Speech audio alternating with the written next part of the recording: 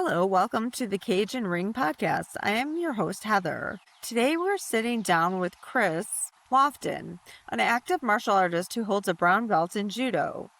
Known amongst his peers for his generosity as a training partner, Chris has built a reputation for taking junior-ranked students under his wing and helping them grow on the mat. A competitor under the United States Judo Federation, Chris brings a unique perspective shaped by tournament experience, cross-training in other disciplines, and a deep respect for the fundamentals that make judo such a practical art. How was your weekend, Chris? My weekend's been fine. Been great. Just That's taking care of good. my family. Good. Yeah. And did some training as well. That's always good, right? Yeah. But that's peaceful, Yes. right? It's peaceful. Yeah. Yes. Okay. So Chris, you and I, we obviously know each other from Shojin Judo. That's a Last great year thing. when I joined, and I kind of go back and forth. I'm not doing it right now. I hope to get on the path, in the future. But you never know where the future brings you. But last year you Exactly helped me work on falls, sweeps, and conditioning on the mats. And you did a really awesome job with helping me. I felt really comfortable. Appreciate that. Thank you very much for that. You're welcome. Yep. How do you feel about mentoring less experienced students? You know what? It's interesting you asked me that because I always gravitate to the new students. I have a knack for breaking down the fundamentals of judo for new beginners. And I feel that I bring a patience and a big brother type of vibe to the mat, make everyone feel welcome. And so they learn pretty fast. I really enjoy it. I really enjoy working with new people. You're good at it. You really are. Thank you. You take something, everybody has something different, and your technique, I don't know if we were working on side vaults or something, I actually got it. When you came and worked with me on that fall, I'm like, okay, yeah, I got it now. So you're really good at that. I appreciate it. Yeah, I've been experiencing that a lot lately on the mat with new beginners. They'll have struggling with a certain technique, and after 5 or 10 minutes of working with me, they seem to get it. Yeah. It's just that everybody has a different way of showing you. Right. And it's like combining them all or just pulling that one and like, you just gave me what I needed and I could side fall and it was great. Right. So yeah, you're really good at that. Appreciate it. Yeah. So I wanted to ask you, will you explain why learning how to properly fall utilizing judo techniques is important beyond the dojo? Yeah, it's very important. But for instance, I told this story a couple of days ago. My son, he's 19 now. Okay. When he was a baby, he'd wake up like it don't take much to wake him up. So one night I thought I was gonna walk past his room. I was gonna step across the baby gate and go down the steps. And I had hardwood floors and my feet went up, and I instantly broke my fall. And I didn't hurt my back. I did hurt my hand because the walls was kind of close. Okay. But I did save my back. So the break falls really, yeah. So I didn't go down the stairs and I didn't hit my back hard because of break falls. Nice. Yes. Very good. And also, I have a friend who has a neurological disorder, and so that it messes with your balance. So sometimes you can get what they call drop foot, and you can trip over stuff easily. So break falls are going to be natural, but knowing how to fall is very helpful. So I'm teaching her how to break fall now in order to help her in her everyday walk. That's really good. That's really nice of you. Yeah. You're a good friend. Yes. Thank you. You're welcome. Chris, at what age did you begin your martial arts journey? I began when I was 8 years old. Really? And I'll be 57 in 58 days. Okay. Yeah. So I've been going in for a long time. I started with Taekwondo, and I really love that art because it gave me my flexibility. And so I went from there and I've started several more after that. Okay. Will you tell me if you've competed in martial arts tournaments besides judo? I have. I used to be a kickboxer. I amateur kickboxer when I was a teenager. So We actually had tournaments that we went to when we was younger. No taekwondo tournaments. We go all over the state down south. But when I got older, me and one of my brothers, he's a year older than me. We started competing in the kickboxing circuit, and that's what I did. I kickboxed for a few years. Then I transitioned over into kudo, which is a Japanese knockdown martial art. Okay. And I competed in kudo, and then I transitioned from kudo to boxing. Really? And like actual yes. boxing? Actual boxing. I boxed in Golden Gloves. My last fight was Golden Gloves in 2015 Really? when I was 45 years old. Yeah. That's impressive. That's cool. Yeah. Wow. You're very well-rounded athlete. Thank you. Yeah. Okay. So I love to compete. So that's why I'm still competing in judo. Yeah. Yeah. You're okay. Your daughter is a judoka as well, and she Correct. started more recently. But do you feel this has helped strengthen the bond between you and her? It really does. She actually started in Krav Maga. Did she when really? She was, oh my when goodness. She was 5 or 6. And she did Krav Maga for 2 years. Did you do it with her? I did it with her. You had to, right? I did. Yeah, I didn't necessarily have to because she was in a kids class, but all my kids took Krav Maga. That's cool. Or some form of karate, because I've had dojos. They learn under me. Or my friends who own dojos. So your kids don't listen to you, so you had to give them off to somebody else and let somebody else teach them. Yeah. But so she started in Krav Maga, and she actually started judo 2 weeks after I did. So she's been in judo for I'm going on 3 years, and all we talk about is judo. So it's definitely increased our bond. Yeah. She's good. She's good at what she does. Yeah, thank you.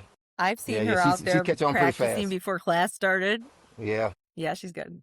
What is your goal in having her practice judo and Krav Maga, other martial arts? My goal for her to have for all my kids is to be able to take care of themselves in this world we live in. I know that I'm not going to be able to be everywhere at all times with my kids, but if I know if they train, that they'll be able to take care of themselves in certain situations. There's no situation guaranteed, but the outcome is more probable when you train. Yeah. So I always keep a self-defense mindset when it comes to any training, even though I do compete in judo, and judo is now a competitive art, but I look at it from a self-defense standpoint. Yeah. It does have a lot of, I think it's really good for self-defense because it's not just, you're not in BJJ, you're not on the floor starting. You're standing, right. You're doing takedowns, you're doing pins, you're doing flips, you're doing all different kinds of things, sweeps. It's versatile to me. Exactly right. Well, judo before it became a national sport in the 60s, the military and the police, all they trained was judo. Really? Because when people attack them with knives, soon they come down with a knife, that's an ippon, or ogoshi. So these type of techniques that it works against anybody of any size, no matter what size you are. That's smart. Yes. So basically, in a self-defense situation, which martial art would you use that you've practiced that would be most effective? Would you say judo or no? All of them. All of them? So I have a saying, I love judo. Yeah. Judo is my heart. Okay. But I believe there's not one martial art that's superior over another. I think you should be well-rounded in order to be able to defend yourself from all aspects in all situations. So judo by itself can handle its business. But I also believe that it needs to be JJ. It needs the Krav Maga. It needs the kudo, the punches, the kicks. The stuff that we don't learn now that they took out of judo. Judo used to have punches and kicks, but they took punches and kicks out. So I think you need to have some boxing or some karate, something to go with the judo to make yourself well-rounded. So I wouldn't just pick one art. You wouldn't pick one art. Okay. No. Got you. That's fair. Okay, so we were talking about you competing in the USJF tournaments and other tournaments. I actually had kind of by accident to watch you in action in Brighton in 2025. And I was really excited that I got to see people that I knew. I was actually supposed to go there with my son and bring him to the children's event. But I didn't realize, I thought it started very early and ended at 11 o'clock. So I came at noon, but then it was almost over. But I got to see you. I think you were in 2 competitions, maybe. Were you? I had 2 rounds. I had to go 2 rounds. Same guy. Yeah, I saw you. That was impressive. Yes. Thank you. And it was nice to see you do that. Yeah, thank goodness I came out with gold. You did? Yeah. I would be competing probably my last time competing would be this coming October. My last time competing would be this coming October. It's going to be your last time? October 24th. Yeah, it's going to be my last time. October 24th. Yeah, it's going to be my last time. Yeah. Okay. Yeah. All right. Yeah. How does competition make you feel, Chris? When you're before it, during it? Before is I'm always nervous. Because the unknown, Okay. you don't know your opponent. You don't have no history on your opponent. You don't have no history on your opponent. And so you're just really going in, depending on your own technique and not knowing the strategies of your other person. Like if you boxing, or you going to a karate tournament, you got a little history on your opponent. But going into judo, you can go in a school comp and see, he won 2 competitions. He won 3 competitions, but you still don't know his style. I see. How he fight. Yeah. That is true with other sports. You do know, like, right. You can sit there and watch the videos and everything. Right. So, but other than that, but once I get on the mat, once I bow, Mm-hmm. it's game on. Game on. Yep. Yeah. Okay. What is your main purpose of having actively competing in these tournaments? Still feel alive. Still feel like I can still use my body the way I need to use it. Because one thing was sure about any skills, physical skills, they're perishable. If you don't use them, you lose them. Yeah. So I want to continue to use my skills. Know that my skills are still active. They work. And that's my main reason why I compete. Nice. Good idea. Yeah. Good reason. Is there any particular throw or technique you're known for, or maybe one you consider your go-to? Aragoshi. Aragoshi is my nice throw because I can get in on an opponent and just use my leg and force to pull them over. Okay. Yeah, I love Aragoshi. I can do a drop knee serenagi here and there. I don't know how. It takes me forever to remember all these. I had to buy that Kano book, Jigoro Kano book, and I've been sharing it with Nikolai, and it has everything in there somebody said that you actually need to know. Right. It's impressive. It is impressive. Yeah. Trust me, there's still a lot of throws that I can't pronounce either. Okay, I don't feel bad. Yeah. You want to hear something funny? I was on Duolingo trying to learn how to use words and count and stuff so I can go along with them and do it. Hey, sometimes you got to do what you got to do. Whatever. And I could be in class, like the other day I was in class, and Sensei Haley asked me, so Senpai Chris, what is this move? I'm like, what is it called? I'm like, I don't know. I know the throw, but I don't remember the name. You're like, I can do it though. I can do it. Really good.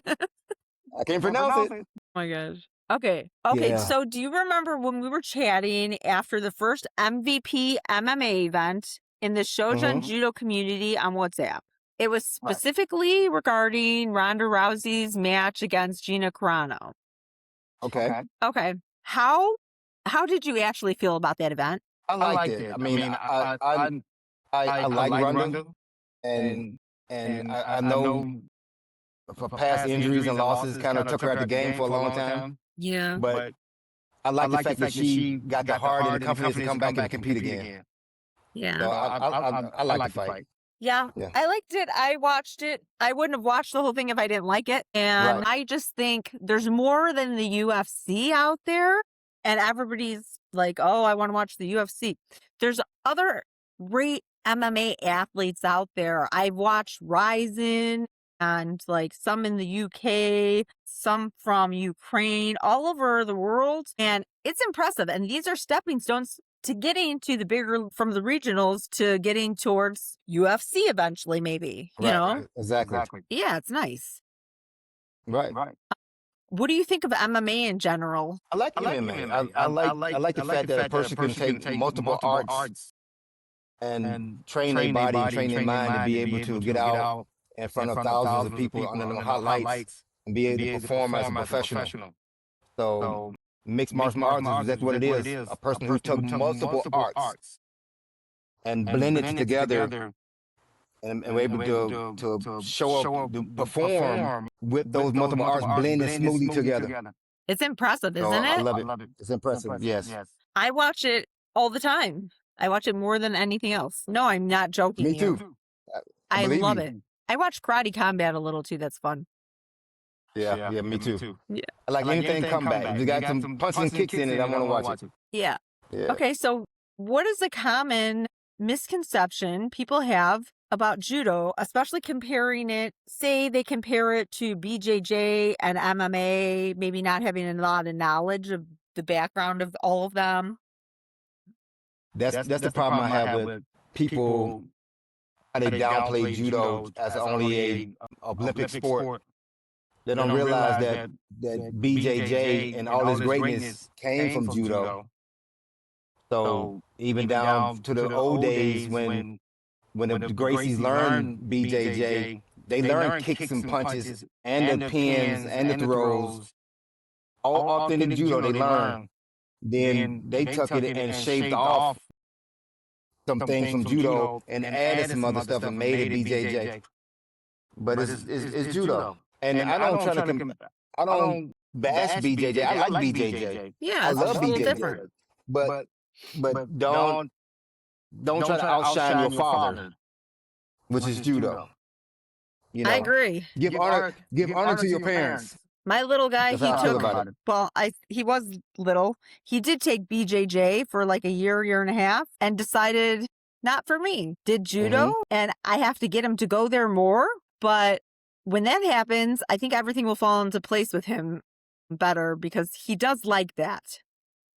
One thing I can say about your children, no matter how much they love doing judo or something like that, you still have to push them and prod them a little bit to get them to go. Because I think so. we all know who do judo. Judo is not easy. I would like to say judo is easy, but judo is not easy.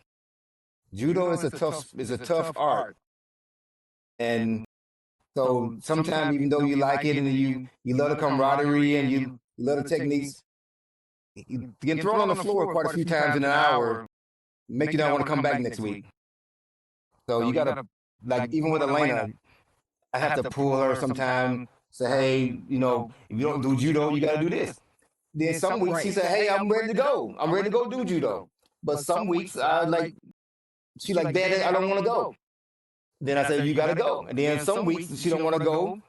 I say, okay, we're gonna chill. Because I don't want her to get burnt out. I want her to, you know, to continue to love it. And so be patient with it and take it, but not let her fall off for weeks at a time, though. Yes. But sometimes every once in a while you can miss a week. Yeah. Yeah. It has to be like a consistency thing. Gotta be a consistency thing. Yeah, it does. It does. Right. I'm going to work on that. Yeah. If you could only practice, okay, we already discussed that. I'm not going to ask you that question, I think. Ask me, to me. Well, no, because you said if the question is if you could only practice one sport, which would it be and why? If I could only practice only about one sport or one sport or comeback? Sport? One sport. Yeah. If I could practice one sport, it'd be running. Would it? But I love running, but my knee won't let me do it anymore. Yeah, you have clicky knees like me. Yes, if I can get the ability, the physical ability to run again, I will give everything up to run. Okay. Yeah. That's a good answer. What characteristics has martial arts instilled in you? Confidence, more peace, more the ability to de-escalate because I know I don't have to fight, and because I know if I fight, that more than likely that I can take care of myself. So it's not necessary to prove a point. So I can use my de-escalation skills opposed to my body. So and keep me in pretty good shape. I love that about it. Yeah.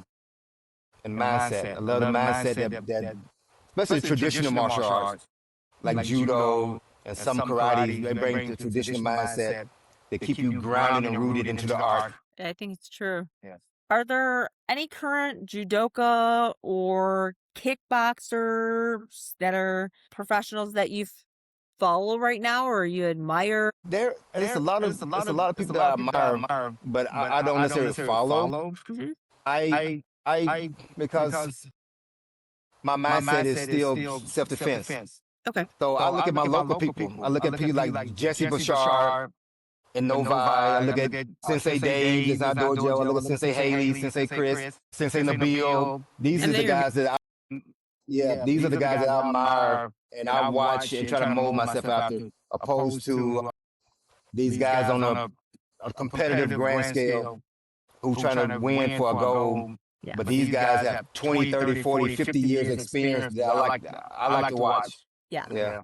Well, that's why I was kind of excited that I was able to watch you because you're higher ranked a white belt. And like I said, I haven't been like in as much as I should. And it's impressive just to watch everybody else. Like when you're standing in the dojo and you're watching people do techniques and show other techniques to somebody else, it is impressive. It's flawless how they do it. Right. It's beautiful.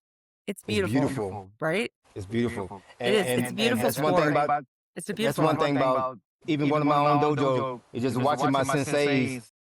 I'm always amazed and I'm always shocked and I'm always bewildered by the techniques that they have. Even the older guys, older than me, that's like Sensei Mackie, he's once he get on the floor, he's 20. And you know, so it's just amazing to watch my local guys. Yeah, they good. They're good. Everybody's nice at this dojo. Yes. And everybody gets along pretty good, I think. Everybody get along really good. Yeah. And one thing I say about that dojo, when we have a problem, we don't mind voicing the problem and hashing it out. Because as any family, you're not gonna get along all the time. Yeah. But if you have a problem, voice the problem and deal with it. Yep. That's what we do at Shoji. And you know what? I realized that when did it take me? Pins took me to realize that conditioning was important. You know how you were always like, okay, let's go do the conditioning. Let's do the judo crawl. And I'm like, right. And I realized it's not that bad. The shrimp, it's not that bad because if you just put your feet right behind your behind and you That's it. move up, it works. It works. And I'm like, no way.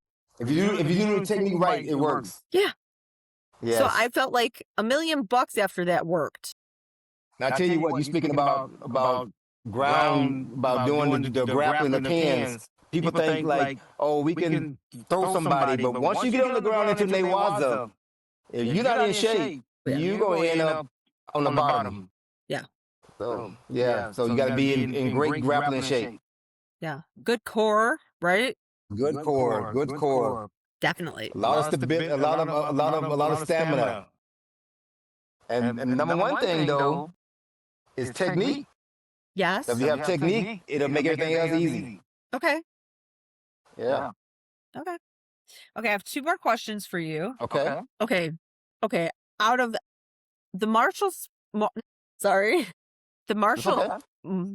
arts that you've named, and boxing included, of all the combat sports that you have practiced, which would you think is the most difficult to train in and why? Judo.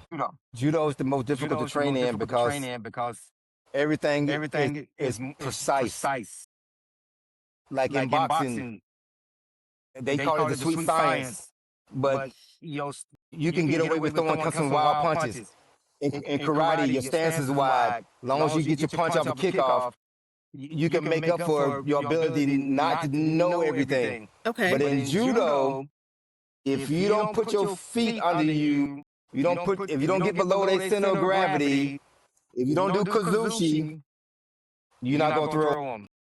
Or you're going to use a lot of muscle to do so. Judo is very technique driven.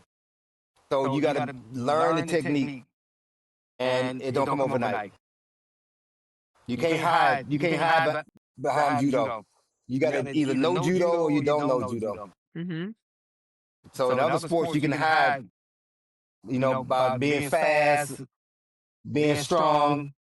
You can't hide in judo. You got to know how to do it right. You're right. Yes. Hey, I'm still working on falls when I come back. You probably need to get back on some falls when you get back. We all still working on falls. Yes. I just want to perfect those. Exactly. Okay. Exactly. You need I'm to. serious. Number one thing in judo is being thrown and falling. Yeah, I want to know that. Yeah. If I go back, I have to know. Right. Definitely. Exactly right. Okay, so what Can't wait to have advice you would you give someone starting out in judo? The advice I would give anybody starting, give it time. It breaks my heart to see people start judo, then they don't come back after 2 weeks. Because I feel judo, like I said, judo is hard. Yeah. I mean, the conditioning at the beginning of the class is hard. Learning to break falls and doing all the break falls at the beginning of the class is hard. Learning how to throw and fall and being thrown is hard. So my number one advice is to give it time. Okay. Give yourself at least 3 months of judo. Okay. To see where you are before you decide to quit or not. I'm going to take your advice when I'm ready. I am. 3 months? Yeah, give it at least 3 months consistently. Because I think people come in and they think it's going to be easy. Because they're the misconception of judo. Oh, they just go there and they're going to throw somebody over. No, there's a lot more than that. So with the muscle memory and everything you've been working up, by 3 months, you start to really get into it and feel it, right? Like, this is it. I'm doing something. Yes, you're doing something, and you get your body get conditioned to work out. Yeah. And then you'll learn to ease up and not be so fearful of falling. Okay. Or being thrown. That's fair. That's the main thing. Some people, most people, and me included, yeah, I was very stiff and tense when it comes to my throwing me at the beginning. So the more you relax into the throw and learn your falls, it's going to be fine. All right. So you got to get past that in your mind, and you'll be fine. All right, I see. Yeah. Okay. Well, Chris, it was wonderful to see you and have this great. conversation with you. I've learned a lot from you, per usual. I appreciate it. Yeah. Enjoy your week ahead, and I'll see you around the dojo sometime, huh? I hope so. Hope sooner than later. I hope sooner than later, too. I'll see you when I bring Nikolai, but I hope I'm there sooner than later, too. Sounds good. I feel like it's a thing that you always want to go back to and just kind of... But I will say this. The more you stay away, the more the body wants to stay away. Okay. Yeah, so it's like going to the gym. If you miss a day, it's fine. You miss 3 days, fine. Then after a week, your body keeps saying, "Oh, you can miss another week." Yeah. Yeah, I get it. So keep that in mind. Okay, we'll keep that in mind. Thank you very much. You. Thank you. It was lovely talking to you. It was lovely talking to you as well. Take care. We'll see you. Okay, nice seeing you. Bye. Later.